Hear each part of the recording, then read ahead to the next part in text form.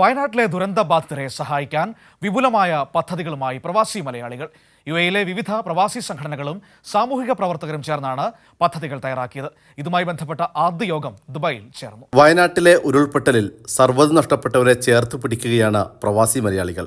തങ്ങളാൽ കഴിയുന്ന എല്ലാ സഹായങ്ങളും നൽകാൻ സന്നദ്ധരായി നിരവധി പേരാണ് മുന്നോട്ട് വന്നിട്ടുള്ളത്.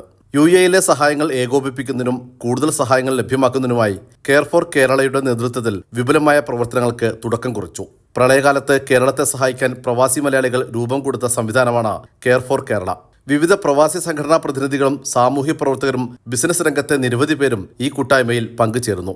വയനാടിന് കൂടുതൽ സഹായം എത്തിക്കാൻ കെയർ ഫോർ കേരളയുടെ നേതൃത്വത്തിൽ ദുബായിൽ സമൂഹത്തിന്റെ വിവിധ മേഖലകളിലുള്ളവർ ഒത്തുകൂടി. ആദ്യഘട്ടമായി 2 കോടി രൂപ മുഖ്യമന്ത്രിയുടെ ദുരിതാശ്വാസ ഫണ്ടിലേക്ക് നൽകാനാണ് കെയർ ഫോർ കേരള തീരുമാനിച്ചതെന്ന് Norka Roots director O V. Musthafa പറഞ്ഞു. കെയർ ഫോർ കേരള നമ്മൾ തുടങ്ങുന്നത് ആദ്യത്തെ 1ാം പ്രളയം മുതൽ തുടങ്ങിയ പരിപാടിയാണ്.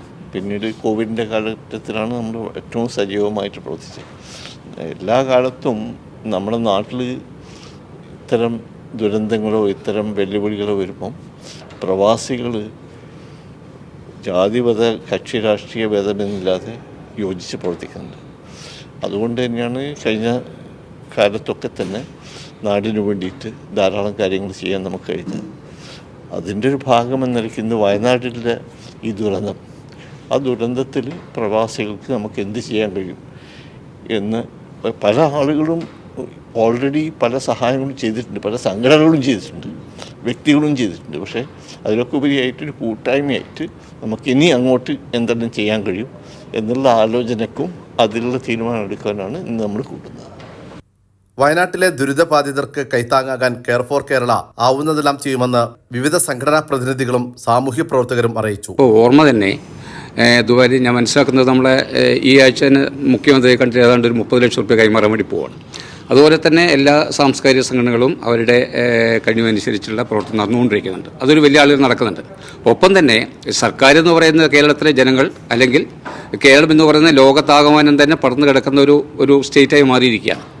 ആ നിലയ്ക്ക് ഇതുപോലുള്ള ഒരു സംഭവം ഉണ്ടായ സമയത്ത് നമ്മളെ നാടിനെ ചേർത്ത് പിടിക്കുക എന്നുള്ള ഉദ്ദേശത്തോടുകൂടി ലോകത്തിൻ്റെ എല്ലാ ഭാഗത്തുള്ള മലയാളികൾ ഇതിനു വേണ്ടി നടന്നുകൊണ്ടിരിക്കുന്നുണ്ട്. ആ പ്രവർത്തനത്തിൻ്റെ ഭാഗമായിട്ടാണ് ഇന്ന് നേരത്തെ നമ്മൾ പ്രളയകാലത്ത് ഉണ്ടാക്കിയ അതേ ഒരു സ്വഭാവത്തിലേക്ക് യുഎയിൽ നമ്മൾ ഇതുപോലുള്ള ഒരു സംവിധാനത്തിന് രൂപം കൊടുക്കുന്നതും ആ രൂപം കൊടുക്കുന്നതിൻ്റെ ഭാഗമായിട്ടുള്ള വലിയൊരു സഹായം കേരളത്തിലെ സർക്കാരിന് എത്തിച്ചു കൊടുക്കാനുള്ള ശ്രമം നടന്നുകൊണ്ടിരിക്കുന്നത്.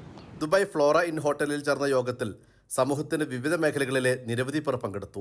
സഹായങ്ങൾ ഏകോപിപ്പിക്കാൻ സമഗ്രമായ കമ്മിറ്റിക്കും രൂപം നൽകി. Norka Roots director O V. Musthafa, Loka Kerala സഭാംഗം N.K. Kunhammad, Nooruddeen Alpha Palliative, C.K. Majeed, AKCAF Events പ്രതിനിധി Shahul Hameed, Abu Dhabi Kerala Social Centre president Beerankutty, Hameed Sharjah Mass, AKCAF association general secretary Deepu, AKCAF Events vice president Shyam, ICF പ്രതിനിധി Luqman, Shyam Thycaud Care for Kerala, Bindu Care for Kerala തുടങ്ങിയവർ യോഗത്തിൽ പങ്കെടുത്തു. ക്യാമറമാൻ രഞ്ജിത്ത് കാരത്തിനൊപ്പം T Jamaluddeen, Kairali News, Dubai.